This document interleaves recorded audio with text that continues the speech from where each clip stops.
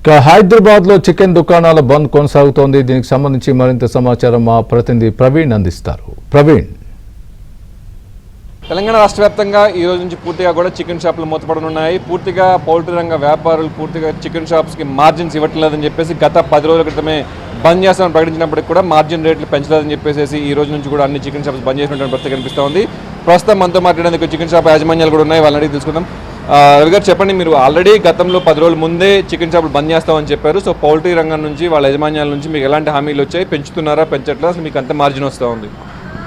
Sir, ఈరోజు chicken retail రంగాన్ని అతలాకుతలం చేసి చిన్న భిన్నం చేసిన బహుళ సంస్థ కంపెనీలు ఇవాళ వాళ్ళ స్వార్థ ప్రయోజనాల కోసం 24 కంపెనీలు కుమ్ముక్కాయి ఇవాళ మా రిటైల్ షాప్ ఓనర్స్కి మార్జిన్ తగ్గించి వాళ్ళ షేర్ మార్కెట్ పెంచుకోవడానికి మామూలుగా ఇవాళ అక్టోబర్ నుంచి మేము మా పరిస్థితి చాలా దీనంగా ఉన్నది. మేము ఏంటంటే ఈ పోల్ట్రీ ట్రేడర్స్ ఏదైతే వాళ్ళు ఉన్నారో వాళ్ళ స్వలాభం, వాళ్ళ సొంత మార్జిన్ మనీ కోసము వాళ్ళు ఏదైతే షేర్ మార్కెట్ వాళ్ళు ఈరోజు ఇంతకుముందు ఎలా ఉండంటే మాకు 26 రూపాయలు మార్జిన్ ఇచ్చేది.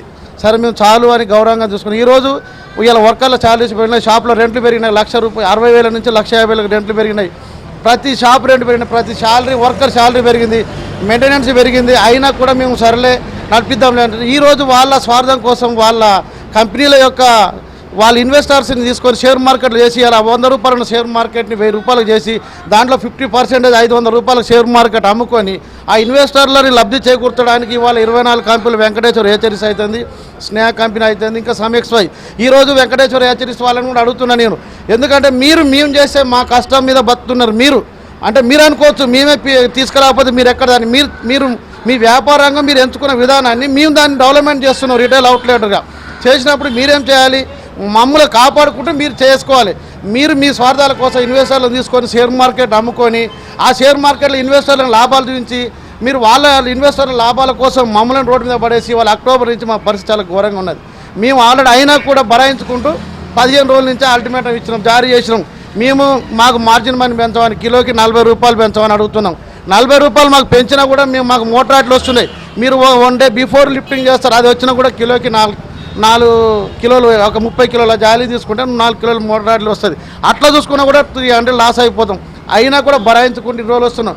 మీరు దీన్ని ఏం కాదులే అని చెప్పేసి మీ కంపెనీలు మొత్తం ఒకటై ఏదో క్రాప్ 24 అనే సినిమా కంపెనీ పెట్టినట్టు మీరు ఒక క్రాప్ 24 అని ఒక 24 బౌలజాస కంపెనీలు ఒకటై రిటైల్ రంగాన్ని మొత్తం తీసి మీ పెత్తందారి వ్యవస్థలోకి మమ్మల్ని లాక్కొని మమ్మల్ని రోడ్డు మీద పడేసే ప్లాన్ జరుగుతున్నది.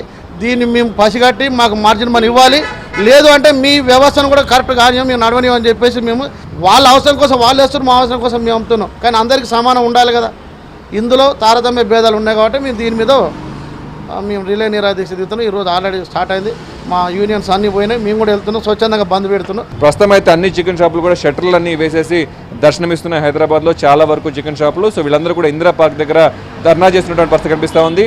పూర్తిగా కూడా ఎంఎన్సీ కంపెనీల నుంచి, పౌల్ట్రీ రంగ అధిపతుల నుంచి ఎక్కడైతే గ్యారంటీగా నిర్ణయం రాదు అప్పటి వరకు కూడా ఈ చికెన్ షాపులన్నీ కూడా బంద్ చేస్తామని చెప్పేసి ఈ యొక్క పౌల్ట్రీ రంగ రిటైల్ నిర్వాహకులు చెప్తున్నటువంటి పరిస్థితి కనిపిస్తుంది. వీడియో జర్నలిస్ట్ లక్ష్మణ్తో ప్రవీణ్, ఏబిఎన్ జ్యోతి, హైదరాబాద్.